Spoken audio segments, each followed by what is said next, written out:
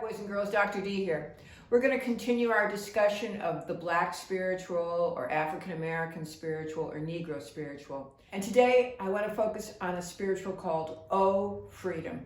Before I do that though, I want to remind you of the definition of a spiritual from the Library of Congress. A spiritual is a type of religious folk song closely associated with the enslavement of African people in the American South. These songs grew in the last few decades of the 18th century, between 1800 and 1860, and they're one of the largest and significant forms of American folk music that we have. The idea of spirituals came from Ephesians in the Bible. Speaking to yourselves in psalms and hymns and spiritual songs, singing and making melody in your heart to the Lord. So these spirituals were based on biblical stories and often connected to Daniel and Moses. As Africans accepted Christianity, they took hold of these spirituals and expressed their community's new faith as well as its sorrows and hopes. One of the characteristics of a spiritual is call and response. A leader improvises the text and the chorus comes back in unison responding. There were sorrow songs like Sometimes I Feel Like a Motherless Child or Nobody Knows the Trouble I've Seen. And there were Jubilee songs, and last week Chatter with the Angels. Chatter with the angels soon in the morning, chatter with the angels in that land. That would be a Jubilee song, a song of joy and happiness.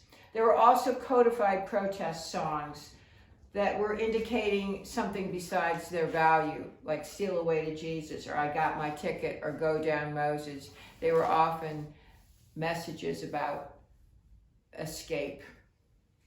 There was a group of singers called the Jubilee Singers that came out of Fisk University in Nashville after the emancipation.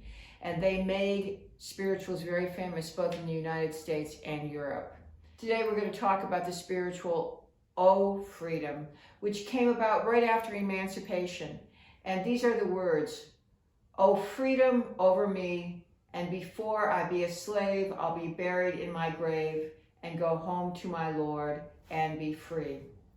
I have two performances that I would like you to listen to. One of them is by the Stanford Talisman Group. Now, the Stanford Talisman Group came about in the 1990s, and they were a group of young college singers from Stanford University who wanted to sing music that expressed the Black struggle. And they came out during the apartheid. Now they have expanded their repertoire to sing songs from all over the world that tell stories. Their performance to me is stunning. The second performance is from the Chester's Children's Chorus outside of Philadelphia. The Chester's Children's Chorus is sponsored by Swarthmore College. My daughter is a graduate of Swarthmore College, and that's how I first learned about them. John Alston is their director, and when my daughter Margot was in school, she sang under John Alston when he performed the Fauré and Mozart masses. This choir, this group of children, comes from a community that is very impoverished. Over a third of its population is in poverty.